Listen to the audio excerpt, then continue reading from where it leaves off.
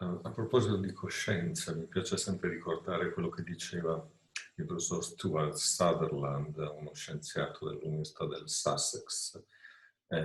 La coscienza è un fenomeno affascinante ma elusivo. È impossibile specificare cos'è, cosa fa e perché si sia evoluta. Niente che valga la pena di leggere sull'argomento è stato scritto a proposito. Da un punto di vista molto icastico e ironico. In realtà noi sappiamo che cos'è la coscienza, anche se non ne abbiamo una definizione precisa.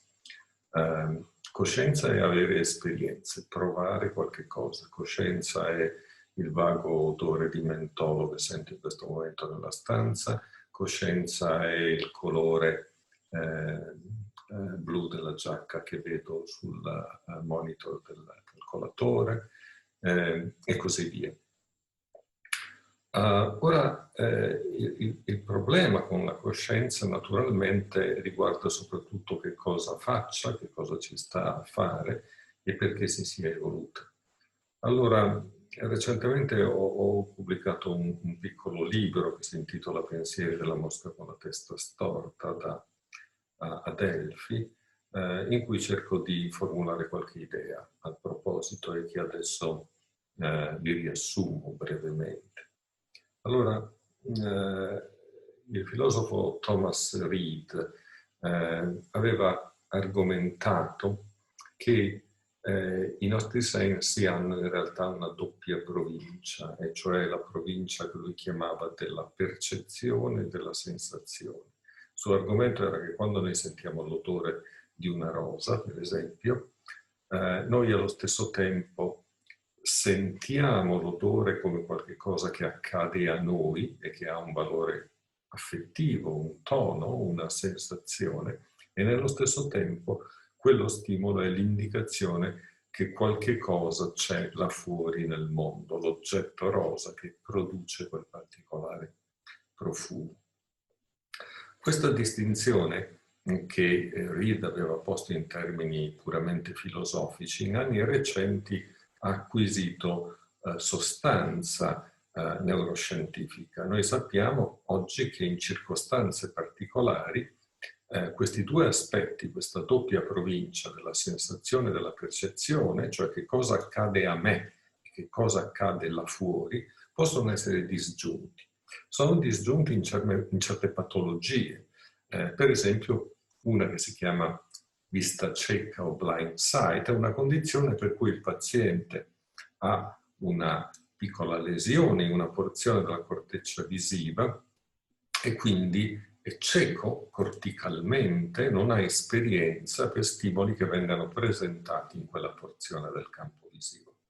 E se lo interrogate, vi dirà che non vede niente, che non percepisce niente. Allo stesso tempo questi pazienti sono capaci di formulare dei giudizi comportamentali, cioè di comportarsi in maniera adeguata. Se forzati a rispondere tirando a caso, tirando ad indovinare alla presentazione di un flash luminoso, se questo sia in alto o in basso, ad esempio, non hanno difficoltà a indicare con il dito la posizione corretta, pur continuando a negare di vedere qualche cosa.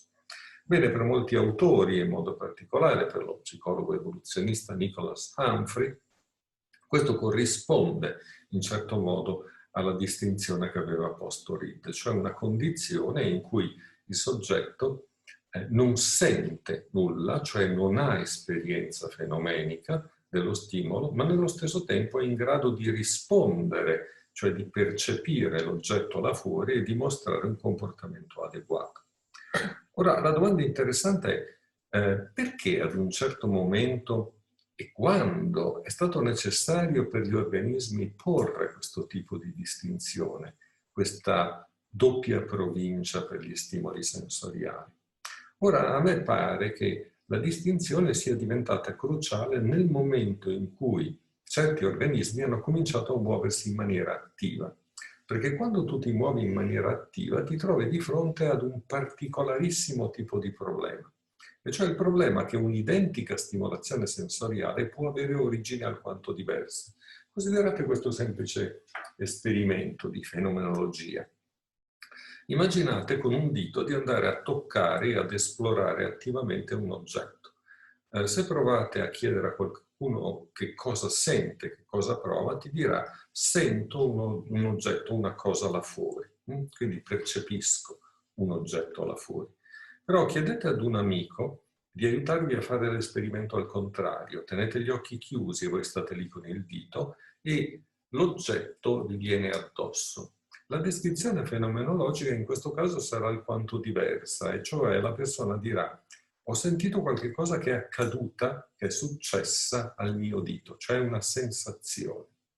Ora, questa è una condizione che gli organismi che si muovono incontrano continuamente. Per esempio, immaginate un verme che esce dalla terra e che viene toccato, stimolato tattilmente su un lato. Bene, non sorprendentemente il verme mostrerà una reazione di difesa, di ritrazione. Ma come può accadere che quando è sottoterra e quindi quando è continuamente stimolato dal terreno non mostri reazioni difensive? Come fa ad andare avanti il verme? Beh, la risposta l'ha fornita molti anni fa, attorno agli inizi degli anni 60, uno studioso di fisiologia del comportamento, collaboratore di Lorenz, che si chiamava Erich von Holst. L'idea è molto semplice ed era stata anticipata da vari studiosi nel passato.